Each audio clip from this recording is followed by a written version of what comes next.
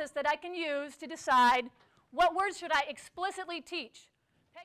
So number one, we're going to select words that are unknown, words that those kids do not know in this context yet. So as a social studies teacher, as industrial technology, these words are essential for them to learn in my content area. I'm going to pick those unknown words. Number two, I'm going to select words that are critical to the passage for understanding. So whatever I'm having my students read, if it's a math textbook and they have a process that they have to go through, what are the key words in that process for me to understand, the key formula, etc., to understand this component in my classroom.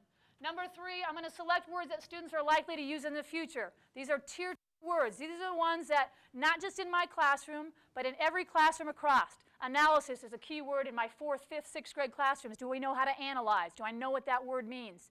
We're going to hear that in every class. We should hear that in every classroom across the content areas. So I want to teach that word. That's going to build our academic vocabulary. It's really concerning as a parent and as I go into multiple classrooms throughout the ESU 10 area, as texting continues to become popular with kids and even tweeting, we're seeing grammatical language falling away. Would you agree with that? Okay? So as I look at, I have a sister that's an engineer. She's trying to hire new civil engineers who can't communicate in writing. So it is still important that we're teaching our kids formal writing, even though in their world, tweeting, texting is much more essential to them right now.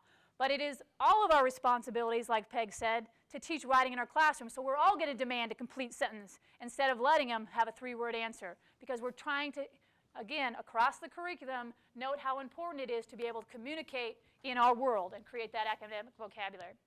And then the last one is those difficult words. We all have content areas that have words that we know are tough for our kids. Scientific words, I'm looking at Anthony, science words that they need to know to understand biology or chemistry. So we need to definitely teach those words. But those words might be in a faster context because they only need to know it from my classroom, so I'm not going to spend as much time.